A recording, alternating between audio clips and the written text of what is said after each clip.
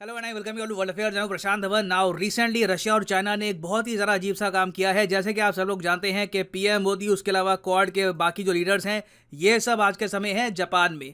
अब जब ये सब लीडर्स जापान में थे, मीटिंग हो रही थी, उसी वक्त रशिया और चाइना ने अपने बॉम्बर एयरक्राफ्ट रवाना कर दिए और इस बात को दुनिया भर का मीडिया कवर कर रहा है, चाहे जापानीज मीडिया हो, Indian media, Australian media, American media. यहाँ पर आप देख पाओगे Russia China fighter jets flew near as PM Modi was at Quad meet, ये कहा है जापान के रक्षा मंत्री ने।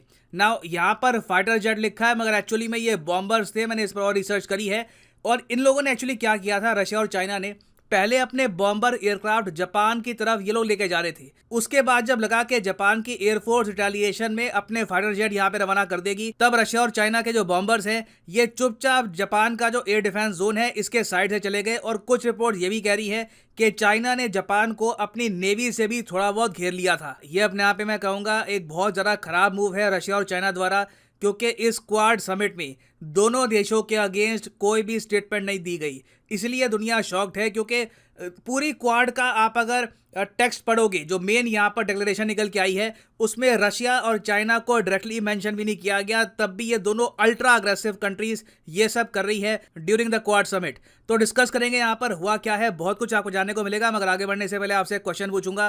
क्वेश्चन यहाँ पर यह है कि 75th edition of world health assembly आज के समय काफी न्यूज में है। जो WHO है, वर्ल्ड हेल्थ ऑर्गेनाइजेशन, इसी के अंडर होती है वर्ल्ड हेल्थ असेंबली हर साल। तो आपको बताना है कि 2022 में वर्ल्ड हेल्थ असेंबली कहां पर हो रही है। यह है यहाँ पे आपकी ऑप्शन, रोम, पेरिस, जिनेवा या फिर न्यूयॉर्क। कमेंट सेक्शन में करो उत्तर, सही आंसर आपको मिलेगा वीडियो के अंत में।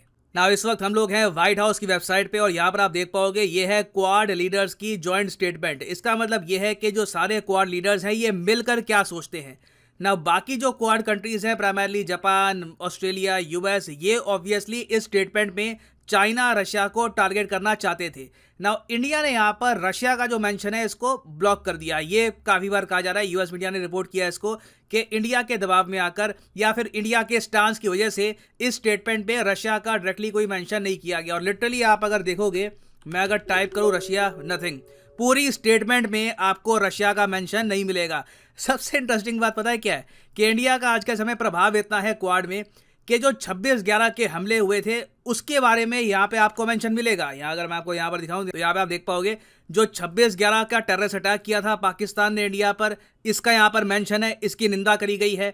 पठानकोट अटैक्स की यहाँ पर निंदा करी गई है। जो UN रेजोल्यूशन 2593 है जिसके अंदर लिखा है कि अफगानिस्तान की टेरिटरी को हम आतंकवाद के लिए इस्तेमाल नहीं होने देंगे, इसके लिए सपोर्ट मेंशन करी गई है। इंडिया जो बेसिकली यहाँ पर चाहता है कि FATF पर फोकस किया जाएगा, मनी लॉन्ड्रिंग को रोका जाएगा, टेरर फाइनेंसिंग रोकी जाएगी, इस पर प्रॉपरली फोकस किया गया है। मगर रशिया क्लियरली इस स्टेटमेंट से मिसिंग है। मगर तब भी जो रशिया ने अपने मिलिट्री एयरक्राफ्ट भेजे हैं जापान की तरफ, इट इज़ ट्रूली शॉकिंग। और यूजुअली देखो हम बात करते हैं इंडिया के बारे में कि इंडिया को डिसीजन लेना होगा कि हम लोग यूएस के साथ है, रशिया के साथ है। मेरे हिसाब से अब समय आ चुका है कि रशियंस आराम से बैठकर सोचे कि वो किसके साथ है, क्योंकि क्लियरली ये सब चाइना के दबाव में ही रशिया ने किया है। चाइना ऑब्वियसली क्वाड को लेकर काफ़ी गुस्सा है, क्योंकि जैसे मैंने आपको बताया था कि क्वाड कंट्रीज ने अब एक सैटेलाइट इनिशिएटिव स्टार्ट कर दिया है, जिससे जो भी चाइना की इलीगल फिशिंग है इसको ये लोग मॉनिटर करेंगे। इस पर मैंने एक अलग से वीडियो भी बनाई थी कि quad countries will launch satellite security initiative. ये इनिशिएटिव लॉन्च हो चुका है और इसका ऑफिशियल नाम है IPMDA, Indo Pacific partnership for maritime domain awareness. बहुत ही ज्यादा इंपॉर्टेंट है ये एग्जाम पर्सपेक्टिव से। और उसके अलावा यूएस ने यहाँ पर यह भी अनाउंस किया है कि ये लोग इंडिया को $4 बिलियन इन्वेस्टमेंट के रूप में और प्रोवाइड करेंगे इन वेरियस सेक्टर्स, जैसे कि agriculture, renewable energy and various other sectors. तो मैं समझ सकता हूं कि ये सब देखकर चाइना को गुस्सा आया होगा। और ऑफ कोर्स जो बाइडेन ने ये भी कह दिया था कि ताइवान के इशू को लेकर यूएस मिलिटरीली भी इन्वॉल्व हो जाएगा। हालांकि व्हाइट हाउस ने बाद में कहा कि इनकी स्टेटमेंट फैक्चुअली करेक्ट है नहीं, पर चाइना बाइडेन की स्टेटमेंट को लेकर भी गुस्सा था। तो मैं अज्यूम कर सकता हूं कि बिल्कुल चाइना ने यहाँ पर डेफिनेटली सोचा होगा कि ये लोग एक बार को क्वाड कंट्रीज को थोड़ा सा खड़खड़ा के आ जाएंगे। मगर रशिया चाइना को ज्वाइन करके बिना बात पे अपने रिलेशंस इंडिया के साथ, जापान के साथ, इवन मैं कहूँगा ऑस्ट्रेलिया के साथ और ज्यादा खराब कर रहा है ना। यहाँ पे हो सकता है कि आप में से कुछ लोग जो जियोपॉलिटिक्स की वीडियो लंबे समय से देख रहे हैं वो लोग यहाँ पर ऐड करें। मगर रशिया और जापान का भी तो एक डिस्प्यूट है कोरियल टापुओं को लेकर। रिसेंटली इस पर काफी न्यूज भी आई थी। तो क्या पता रशिया कोरियल टापू का जो विवाद है इसकी वजह से ये सब कर रहा है। तो मैं यहाँ पर ये ऐड कर दूं कि रशिया और चाइना ने ना सिर्फ जापान को थ्रेटन किया था क्वाड समिट के दौरान, ये लोग फिर साउथ कोरिया पर भी चढ़ गए और साउथ कोरिया का तो जो प्रॉपर एयर डिफेंस जोन है इसको वायलेट किया गया। लिटरली साउथ कोरिया को अपने फाइटर जेट यहां पर रवाना करने पड़े, तब जाकर चाइनीज और रशियन वॉरप्लेन जो थे, जो इनके बॉम्बर्स थे, ये वापस अपने कंट्रीज में गए। तो आप इमेजिन कर सकते हैं, पहले जो ये मिलिट्री एयरक्राफ्ट है ये यहां पर आए जापान की तरफ, उसके बाद ये वापस जाते जाते एक बार को जो साउथ कोरिया का एयर डिफेंस जोन है इसको भी वॉयलेट करके गए हैं। तो क्लियरली देखो, रशिया के पास कोई प्रॉपर रीजन नहीं है, कोई जस्टिफिकेशन नहीं है ये सब करने का। क्लियरली रशिया यहाँ पर एक तरीके से वफादारी निभा रहा है चाइना के प्रति, दोस्ती के प्रति, कि कल को चाइना इन्वेस्टमेंट के जरिए, पैसे के जरिए रशिया की इकोनॉमी को फ्लोट करके रखेगा, रशिया को बचा कर रखेगा। बट कहीं ना कहीं रशिया को सोचना होगा लॉन्ग टर्म में कि क्या इन एक्शन से रशिया अपना फ्यूचर सिक्योर कर रहा है या फिर इंटरनेशनली ये खुद को और आइसोलेट कर रहे हैं